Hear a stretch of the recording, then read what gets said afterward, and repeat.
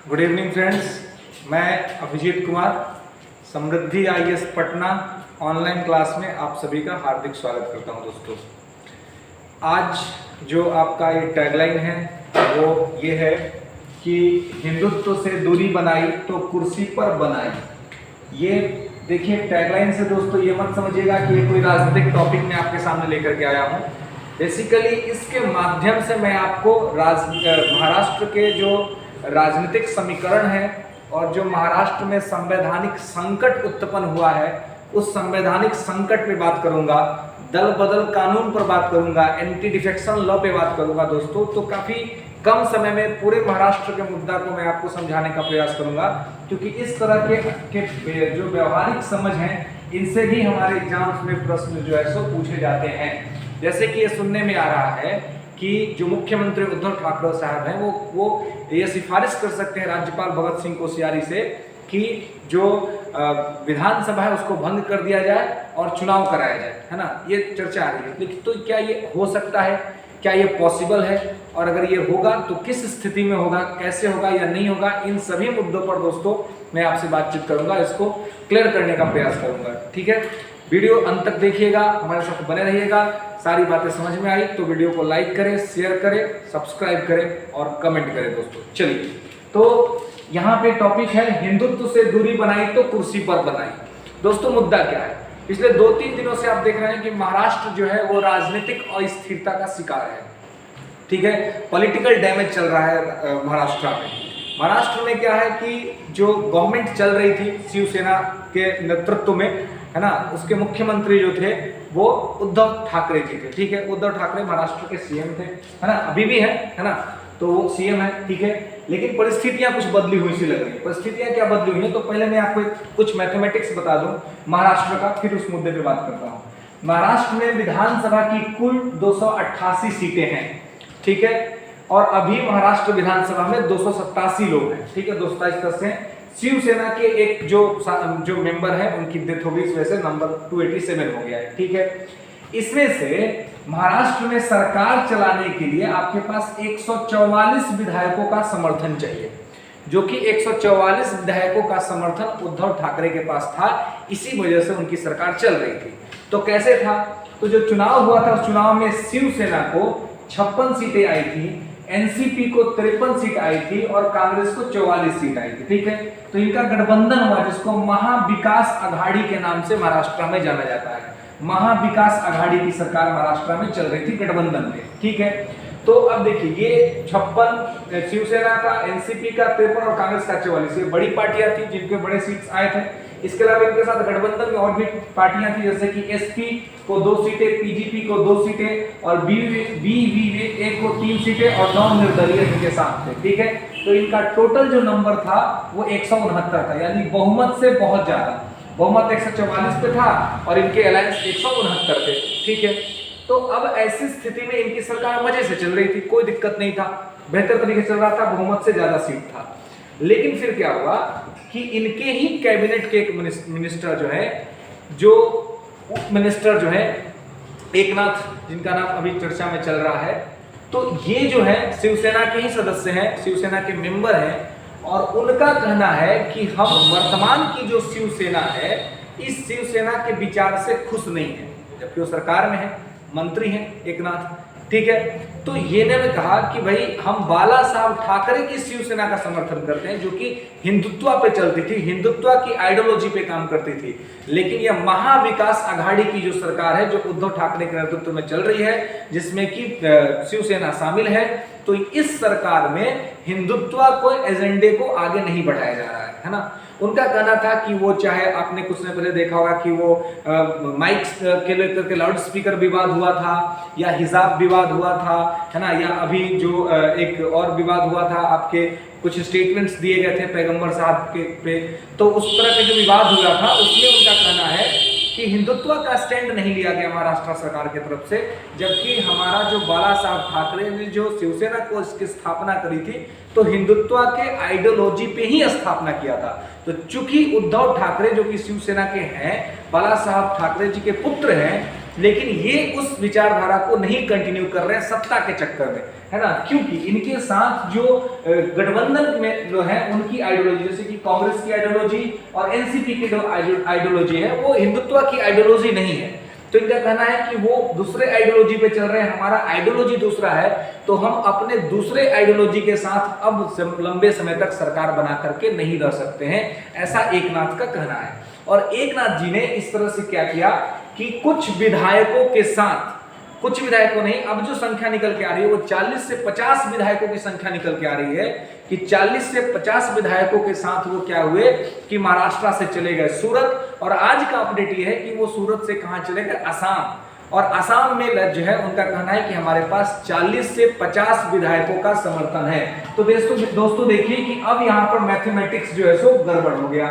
Mathematics क्या गड़बड़ हुआ कि 169 सदस्य थे, 169, जो कि बहुमत से बहुत ज्यादा था, तो सरकार चल रही थी मजे से। लेकिन अगर इसमें से अचानक से 40 से 50 विधायक अगर एकनाथ जी के नेतृत्व में निकल जाते हैं यहाँ से, तो फिर क्या होगा, फिर ये संख्या अचानक से घट जाएगी और बहुमत से नीचे आ जाएगी, जो कि आ चुकी है। और इसमें से मैक्सिमम जो विधायक हैं वो शिवसेना के विधायक हैं, यानी शिवसेना जिसके कि लगभग 56 विधायक हैं, इनमें से एकनाथ का कहना है कि इनमें से 40 विधायक जो है वो हमारे साथ हैं, 40 से 42 विधायक। अब देखिए 56 इनके टोटल विधायक हैं और 40 से 42 जो है वो कहां चले गए हैं, इनके नेतृत्व में चले गए हैं, एकनाथ के नेतृत्व में चले गए हैं। तो ऐसी स्थिति में शिवसेना के पास विधायकों की संख्या कम हो जाती है। तो आपने एक कानून बना होगा एंटी डिफेक्शन लॉ, है ना। एंटी डिफेक्शन लॉ में ये कहा गया है कि अगर कोई कैंडिडेट जीतने के बाद अपनी पार्टी छोड़ करके किसी दूसरी पार्टी को ज्वाइन करता है तो उसकी सदस्यता रद्द हो जाती है, ठीक है। लेकिन यह जो है 52वां संविधान संशोधन अधिनियम 1985 के तहत ये कानून बनाया गया है। 10वीं अनुसूची में दल बदल कानून को रखा गया है, एंटी डिफेक्शन लॉ को। तो इसके तहत ये बातें उसमें कही गई है। लेकिन उसमें यह भी कहा गया है कि अगर किसी पार्टी से 2/3 सदस्य एक साथ निकल जाते हैं तो फिर उनके ऊपर एंटी डिफेक्शन लॉ लागू नहीं होता है और फिर उनकी सदस्यता खत्म नहीं होगी। तो 56 में से जब 40 से 42 सदस्य निकल जाएंगे तो ये तो 2/3 हो गया। इसका मतलब कि एकनाथ पे और उनके विधायकों पर जो है वो एंटी डिफेक्शन नहीं लगता है ना। तो अब जब ये यहां से निकल जाएंगे तो इनका क्या कहना है, इनका कहना ये है कि हमारी आइडियोलॉजी बीजेपी की आइडियोलॉजी से मैच करती है। जब बाला साहब ठाकरे थे तो बीजेपी के साथ सरकार हमारी चलती थी, क्योंकि बीजेपी की आइडियोलॉजी भी हिंदुत्व की आइडियोलॉजी है और शिवसेना की आइडियोलॉजी भी हिंदुत्व की आइडियोलॉजी है। तो नेचुरल अलायंस दोनों के बीच था, तो हमें नेचुरल अलायंस में जाना चाहिए, ना कि अपोजिट अलायंस में जाना चाहिए। जबकि उनका कहना था कि उद्धव ठाकरे जी सरकार बनाने के लिए अपोजिट अलायंस में चले गए, क्योंकि चुनाव तो बीजेपी और शिवसेना ने साथ ही लड़ा था, लेकिन बाद में शिवसेना ने मुख्यमंत्री पद की मांग कर दी, जिससे कि बीजेपी ने एक्सेप्ट नहीं किया, इसलिए इनका अलायंस टूट गया और फिर एनसीपी और कांग्रेस के साथ अलायंस करके इनकी सरकार चल रही। अब दूसरी जो विपक्ष की पार्टी है, तो विपक्ष में एनडीए है, नेशनल डेमोक्रेटिक अलायंस, यानी कि भाजपा इसमें सबसे बड़ी पार्टी है। भाजपा के पास देखिए दोस्तों जो सीट है वो 106 सीट है, ठीक है। और उसके बाद इसके अलायंस वहां पे आरएसपी के पास 1 है, जेएसएस के पास 1 और 5 निर्दलीय फिलहाल भाजपा के साथ है ना। तो टोटल जो सीट हो जाती है भाजपा की यानी एनडीए की वो 113 सीट हो जाती है। अब दोस्तों अगर ऐसा होता है कि इनके 40 या 42 जो विधायक हैं वो अगर आ जाते हैं इनके साथ, तो आप सोचिए कि यहाँ पर 113 पहले से है और 40 आ जाते हैं तो क्या होगा। तो ये 3 और 4 1 5 और 1 हो गया 1, यानी कि 153 है ना। 153 सदस्य हो जाएंगे तो आसानी से क्या हो जाएगी, बीजेपी को बहुमत आ जाएगा और बीजेपी के पार्टी से देवेंद्र फडणवीस जो है वो मुख्यमंत्री बन जाएंगे और एकनाथ जो है वो उप मुख्यमंत्री बन जाएंगे। उनका ये डिमांड है, ऐसा मतलब न्यूज में ऐसा चल रहा है। लेकिन मैं दोस्तों आपको ये मैथमेटिक्स समझा रहा हूं कि अगर ये 40 आके मिलते हैं तो ये सरकार यहाँ पर बना लेंगे, ठीक है। और इसके अलावा कुछ निर्दलीय भी है ना, जो निर्दलीय यहाँ पे 9 है, ऐसा कहना है एकनाथ का कि निर्दलीय भी हमारे समर्थन में है ना, वो हमारे साथ आ सकते हैं। तो ऐसी स्थिति में ये नंबर और ज्यादा बढ़ेगी। तो ऐसी स्थिति में क्या होगा कि सरकार जो है वो चेंज हो सकती है, यानी कि मुख्यमंत्री जो है वो उद्धव ठाकरे हट करके देवेंद्र फडणवीस बन सकते हैं। अगर ऐसा होता है तो, यानी कि अगर जो है ये आकर के इसके साथ मिलकर के सरकार बनाते हैं तो ऐसा पॉसिबल है कि ये हो जाए, ठीक है।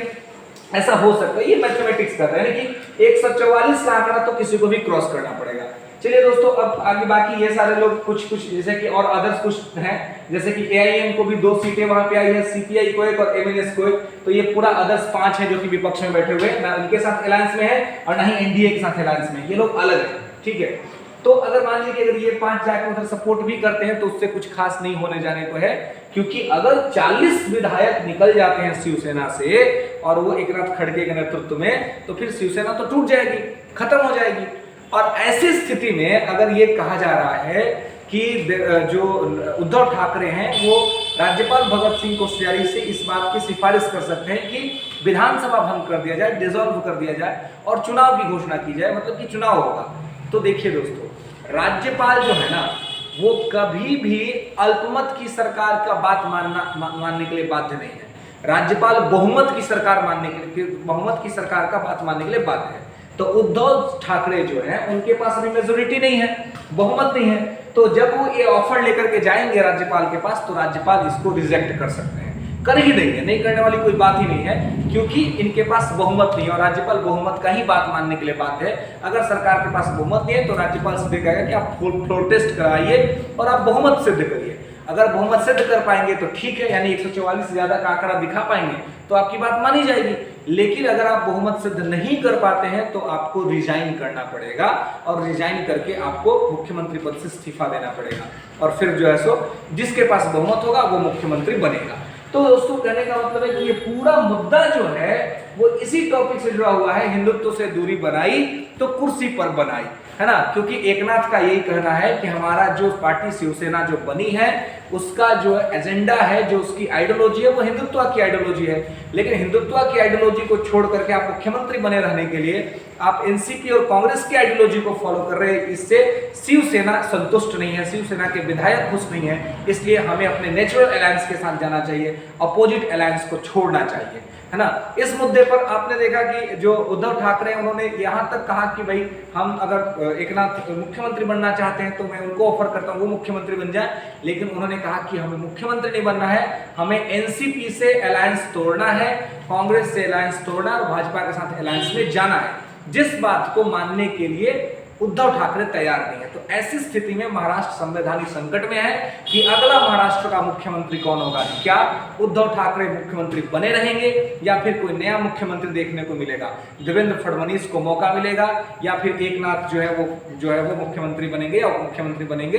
हालांकि अभी उनके तरफ से ऐसा कोई भी सिफारिश नहीं आया है, लेकिन दोस्तों जो मैथमेटिक्स कहता है, जो कैलकुलेशन कहता है वो यही कहता है कि फिलहाल महाविकास आघाड़ी के पास सरकार चलाने का कैलकुलेशन नहीं है, सरकार चलाने के लिए जो सीट चाहिए वो इनके पास नहीं है। सरकार चलाने के लिए जो सीट चाहिए वो सीट फिलहाल ऐसा दिख रहा है कि एनडीए के खेमे में जाता हुआ दिख रहा है। अगर एकनाथ यहाँ पे सपोर्ट कर देते हैं तो संभव है कि महाराष्ट्र में ऐसा हो कि मुख्यमंत्री फिर से देवेंद्र फडणवीस बने और उप मुख्यमंत्री एकनाथ बन जाए। और चूंकि मैं फिर कह रहा हूं कि 40 विधायक अगर आ जाते हैं तो ये 2/3 से ज्यादा हो जाएगा और ऐसी स्थिति में उनके पार्टी पर शिवसेना चाह के भी इनके सदस्यों की सदस्यता खत्म नहीं कर सकती है। क्यों?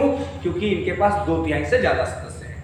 ठीक है, तो दोस्तों उम्मीद करते हैं कि ये पूरा मुद्दा आपको समझ में आया होगा। चलिए आज के लिए बस इतना ही, फिर ऐसे मिलते रहेंगे कुछ नए टॉपिक्स के साथ। फिर से कहूंगा दोस्तों, अगर वीडियो पसंद आया तो लाइक करें, शेयर करें, सब्सक्राइब करें और कमेंट करें। फिर मिलते हैं दूसरे टॉपिक में। धन्यवाद।